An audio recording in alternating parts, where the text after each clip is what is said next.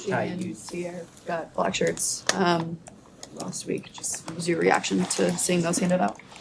Yeah, I'm super proud of those guys. Obviously they've showed out there on the field what they're ready to be a black shirt. I know they're truly honored to, be a part of that tradition and the history behind it. So, I'm really happy for those guys.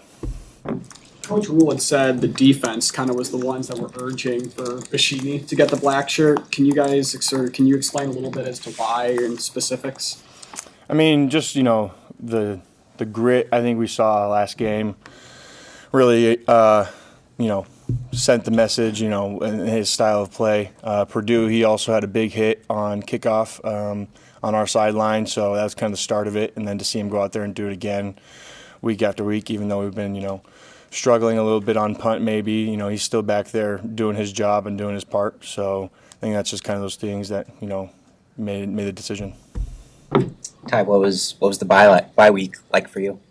It was good. I feel young again. I got my legs back under me. A lot of recovery stuff.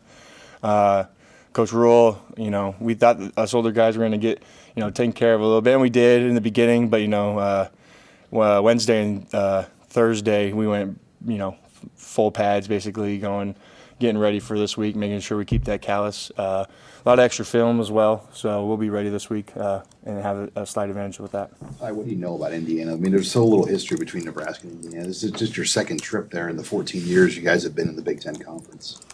Yeah, no, Indiana is a tough team. They have a great offense. Those guys up front really work well together.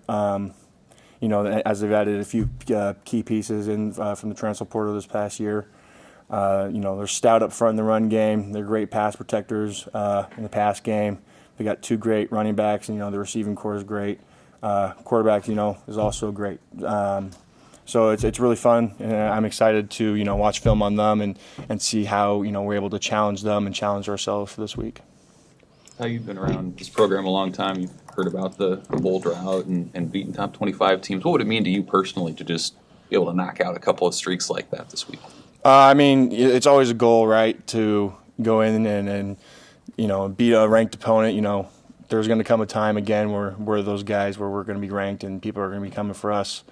That's kind of the mentality that we've been having this season is, it's time to stop being the hunter, let's be the hunted. And, with T. Knightstone has given us a quote, do you think Kobe, even though he was the hunted, do you think he was actually hunted? No, he was a hunter hunting the hunter himself, right? So I think it's just kind of, that kind of mentality, mind switch, whatever you want to call it, going into these types of games.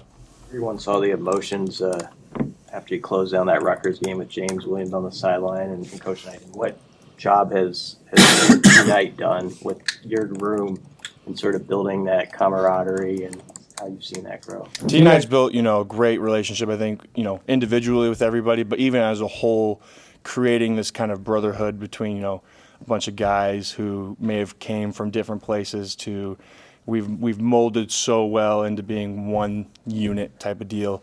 So to see the success that James has had, from him going to basically a camp tryout to now, being tied to having 4 sacks this season, just in his second season as a Husker. I mean, just to watch, the hard work that they put us through, year in and year out to finally come out there and put it on paper and put it on the film. It's awesome. From your viewpoint on the other side of the ball, what have you thought about the way that Dylan has embraced a leadership role? It's got to be a hard thing to do as a 19-year-old when there's guys with your experience and age who are there and obviously ready and filling those positions also. Well, what I love about Dylan is that, yes, he's embraced that leadership role and, head on, with the challenges that he's faced, learning everything for the first time, but he's also listening to the older guys, I think, as well. I know he's listened to Heinrich. I know Heinrich's taken him under his wing. But even on the defensive side of the ball, he's come over and talking to us older guys on, what we might be thinking or what we would do. So I think he's just, trying to be a sponge and soak up all this information and get out of us older guys before we head out. Did you have any idea you would get that from him? I mean, you knew he had a good arm. You could see that. But did you, as an older player on the team, have any idea that you would get that kind of leadership from a freshman? I mean, I've seen it before. It's rare, right? But to watch, I think Coach Rule has even mentioned it, his work ethic, how much time and effort he puts into everything, the care and the passion that he has for this program. I mean, it just kind of goes hand in hand. He's definitely going to have a part in that leadership then if you're going to invest that much time and have that much passion into it. So, I think, I don't think you expect it of him, but I'm not surprised either. I think after the Rutgers game, Coach Rule said you get out what you put in, and you guys put in a lot that weekend in that Rutgers game. Have you seen that sort of carry over, that momentum of that work? Yep, that's a reminder every period, every scout period, when we all huddle up together is just, a reminder that we're going balls to the wall, 100%. If it has to go to live, then we're going to live, but, we're treating the scout team like it's the opponent.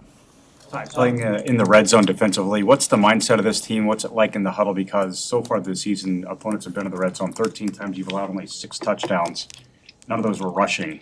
So what's behind the success there? They don't get in. Plain and simple. That's just mindset, mentality. That's what we tell each other when we're in the huddle. They don't get in. We go out there and work together. There's been 13 guys on the defensive line that have played 50 or more snaps this year. Obviously, I think you played the most of them, but are there ever times when you're out there and you're not sure who's exactly next to you because they're rotating so many of them?